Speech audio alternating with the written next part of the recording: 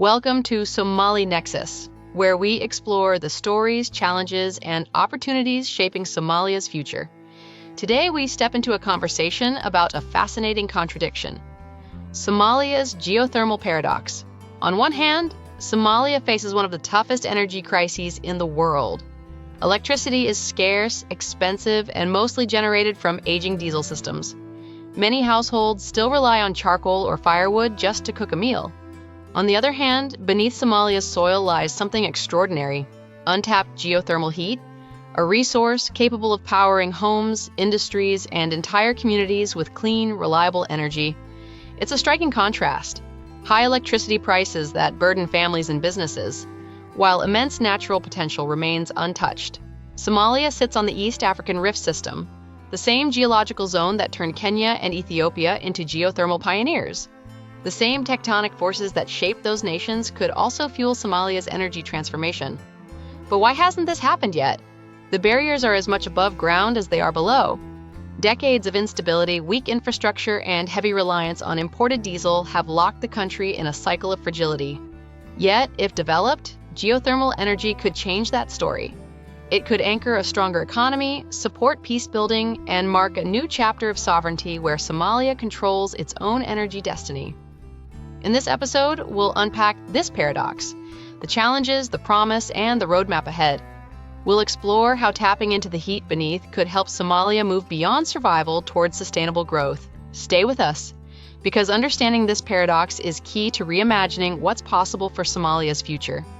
If you enjoy this journey, don't forget to follow Somali Nexus, share this episode, and join the conversation on how Somalia can harness its hidden strengths.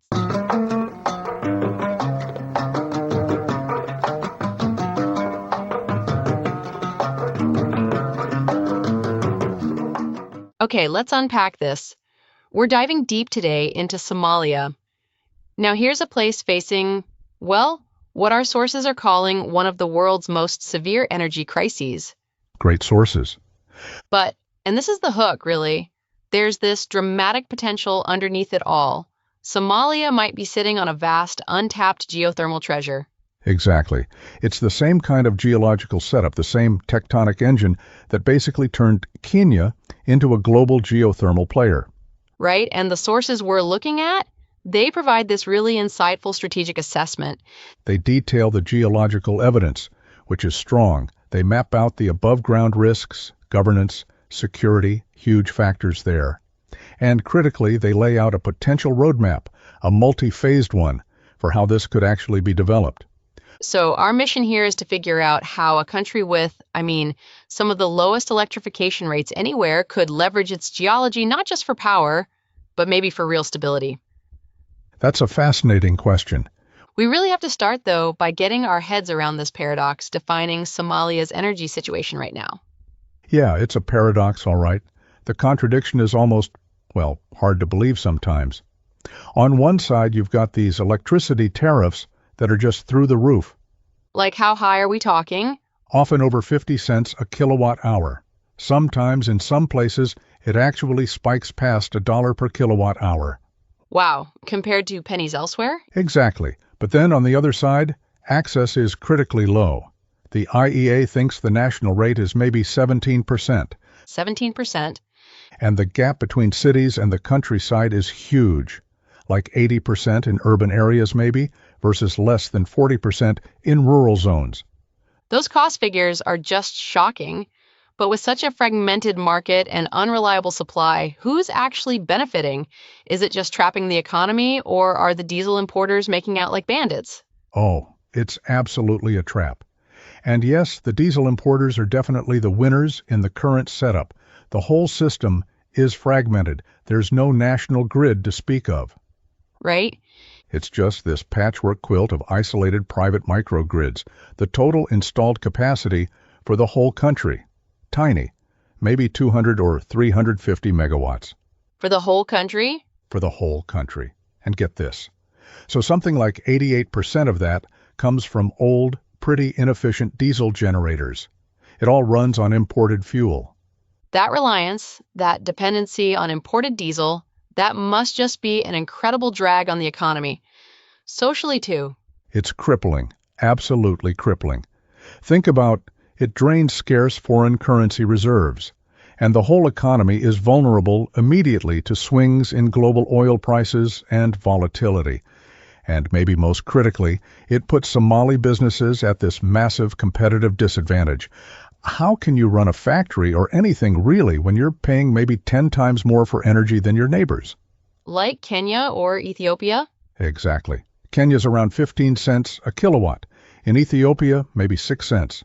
Somalia just can't compete with those diesel-inflated prices. And the sources point out this isn't just about electricity, is it? This energy poverty runs deeper. Very much so. It extends right into daily life. Nearly 90% of households, 89.2% is the specific number. They rely on traditional biomass, charcoal, firewood for cooking. Which has knock-on effects. Huge ones, massive deforestation for one, and it actually fuels conflict over resources between communities. It's a real driver of instability. Okay, but here's where it gets interesting. Perhaps you mentioned the high cost. Yes. How does that weakness, that incredibly high cost, potentially becomes incentive? Right.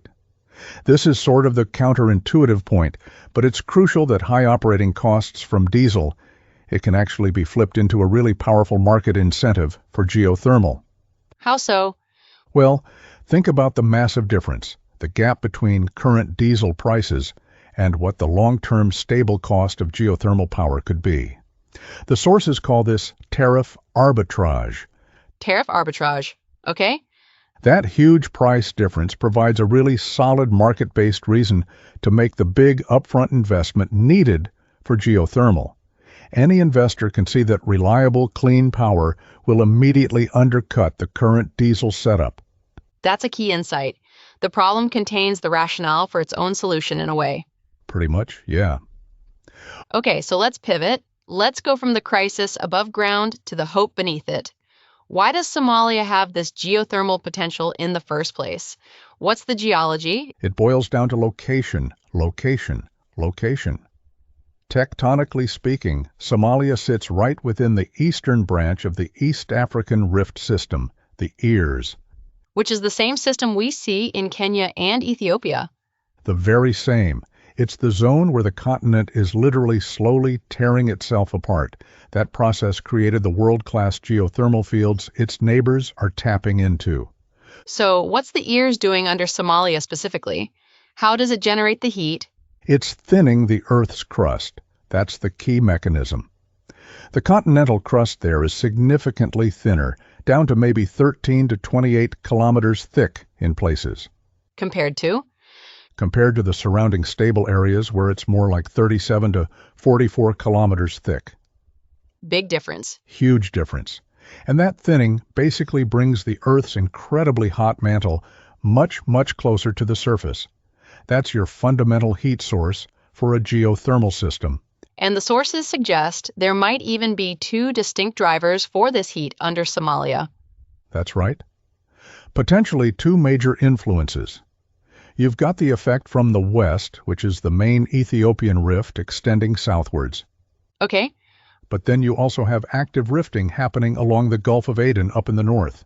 Interesting. And that northern system seems to be driving heat and hot fluids up along deep fault lines, particularly in the northern coastal of Majartain.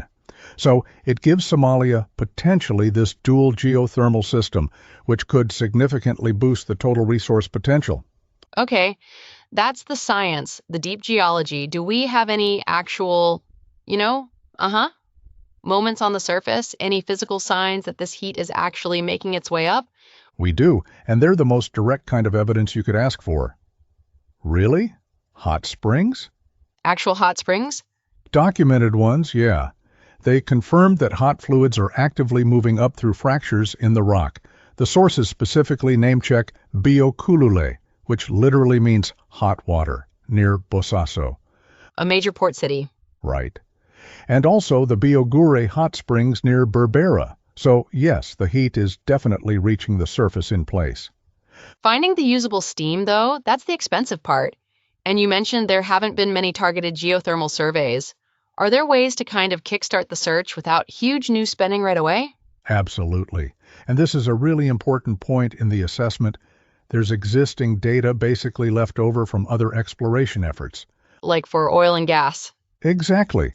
Private companies apparently hold proprietary gravity and magnetic data. And there were quite extensive 2D seismic surveys done looking for hydrocarbons. Okay.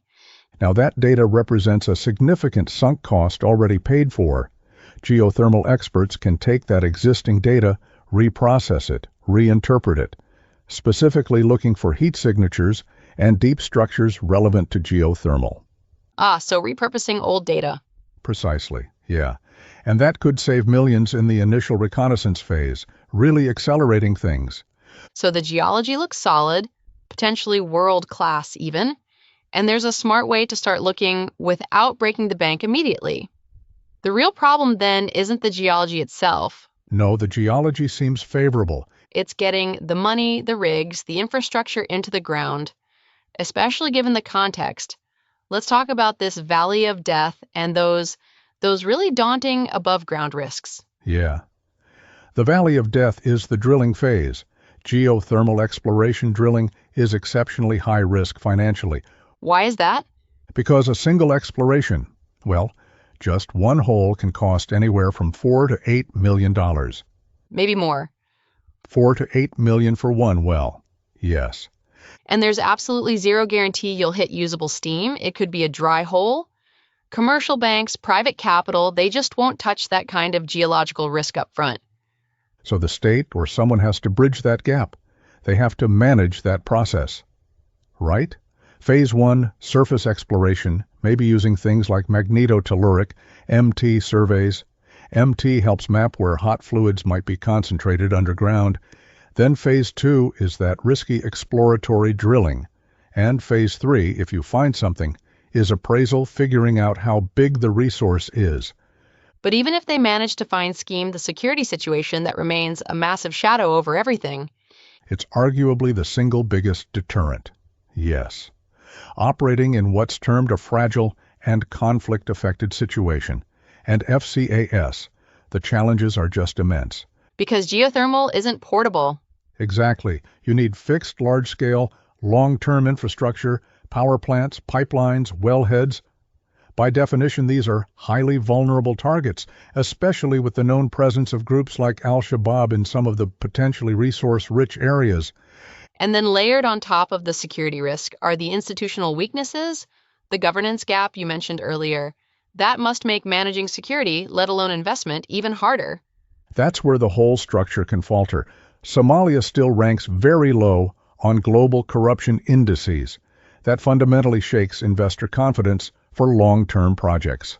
Right? And look, the new 2023 Electricity Act is a major step forward. It's designed to modernize regulation. But there's a big gap between passing a law and actually implementing it effectively. Meaning? Meaning key bodies like the planned National Electricity Authority, they aren't fully up and running yet, or staffed with the technical expertise needed. Plus, you have this ongoing issue of contested authority between the federal government and Mogadishu and the federal member states. Layers of complexity. Layers of regulatory uncertainty. And that's poison for an investor looking at signing, say, a 25-year power purchase agreement.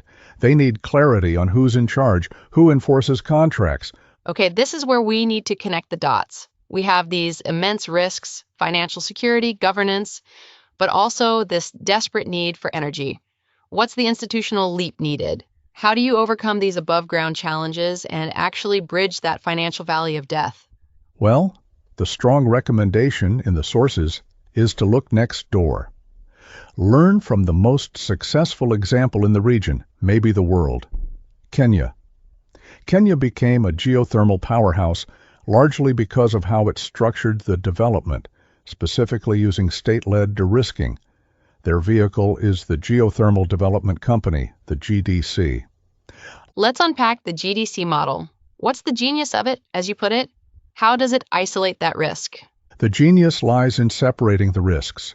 The GDC uses public money or concessional financing funds that can afford to take a loss to do the single riskiest part, drilling into the unknown. Okay.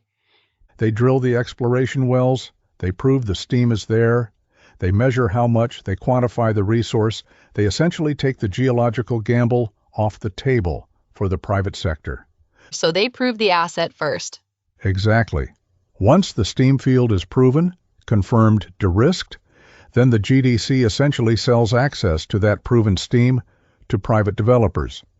These are the independent power producers, or IPPS.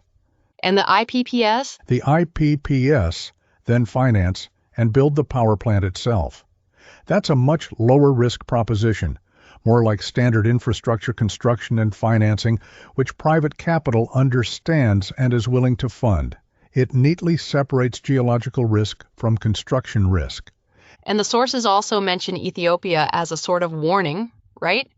Even with huge potential, things can stall if the institutions aren't, right? Yes. Ethiopia is the cautionary tale here.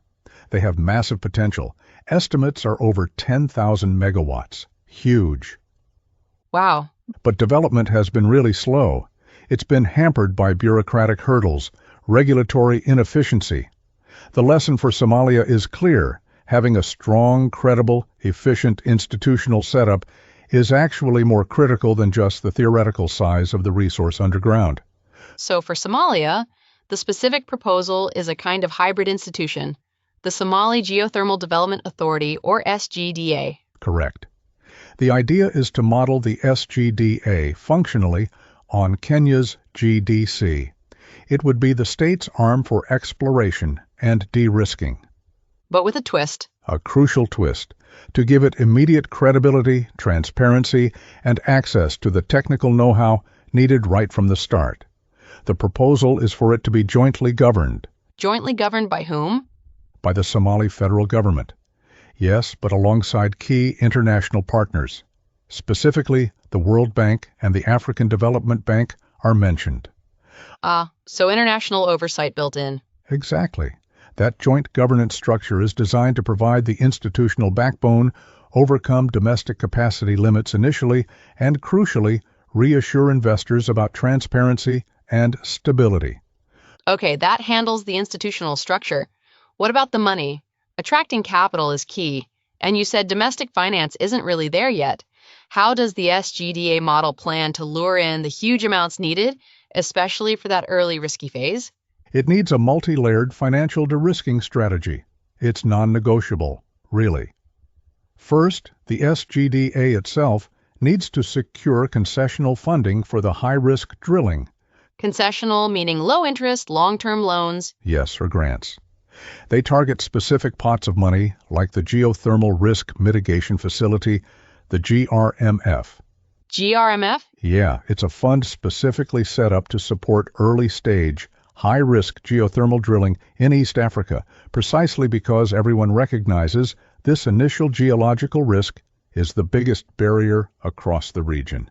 Okay, so that helps cover the drilling risk. What about the other risks? The political instability, the security concerns? That's the second layer. Political risk insurance, the SGDA, or the projects it enables? Absolutely. Must secure guarantees from agencies like MIGA. MIGA? The Multilateral Investment Guarantee Agency. It's part of the World Bank Group. MIGA provides insurance specifically against non-commercial risks. Like what? Things like expropriation, war, civil disturbance, breach of contract by the government. Basically, the kind of political risks that private insurers won't touch. In a place like Somalia, a MIGA guarantee is often essential to make a project bankable in a fragile state. It provides that layer of security for foreign investors. A critical layer, yes.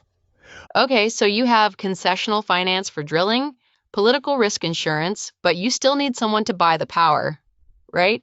Especially for the very first projects. How do you guarantee revenue when the local utilities might not be seen as reliable customers? That's the third piece, the anchor tenant model. Since getting a standard bankable power purchase agreement, a PPA with the fragmented local grid is likely impossible at the start. Right. The SGDA would aim to secure a PPA for the initial pilot projects with a highly credit-worthy international entity already operating in Somalia. Like who? Think of the UN compounds, major embassies, international NGOs, maybe even military bases. These organizations have hard currency, strong credit ratings, and a need for reliable power. So they become the guaranteed first customer. Exactly. Their PPA provides the secure revenue stream needed to underpin the financing for the first small plants. It acts as the financial anchor. And what kind of technology would these first plants likely use? Big geothermal stations? Probably not initially. The model suggests starting with smaller scale plants, maybe in the 10 to 20 megawatt range, and likely using binary cycle technology. Why binary cycle? Binary plants are very suitable here. They're modular, meaning you can build them in smaller increments.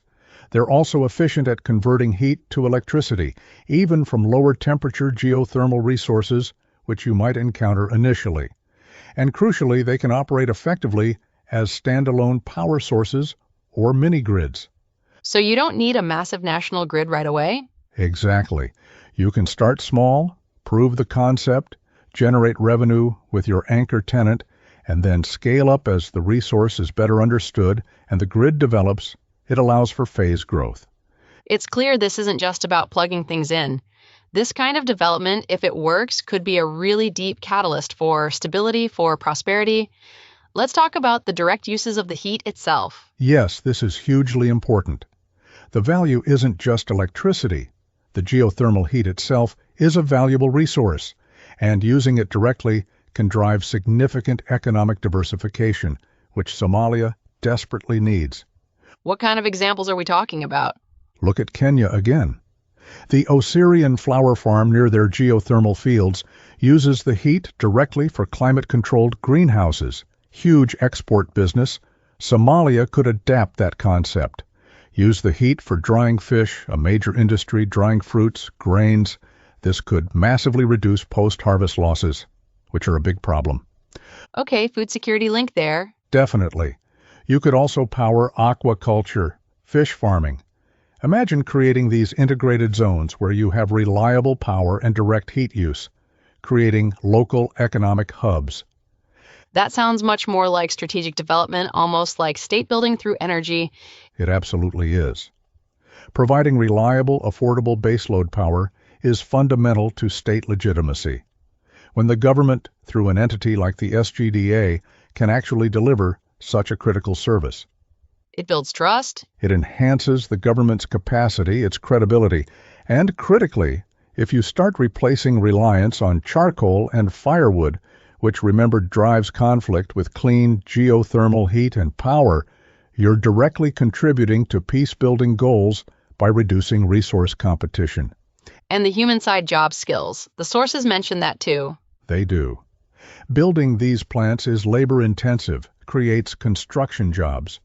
About 26 jobs per megawatt installed is the estimate, but maybe more important is the long-term aspect. Running a geothermal sector requires specialized skills. The SGDA would need to drive investment in local education and training. In what fields? Geoscience, reservoir engineering, power plant operation, regulatory management. You need to build that local human capital to make the whole thing sustainable in the long run. Create a Somali workforce that can manage its own world-class resource. So, if we were to summarize the actual blueprint, the roadmap loadout, what are the main phases? It's envisioned as a long-term play, over a decade plus.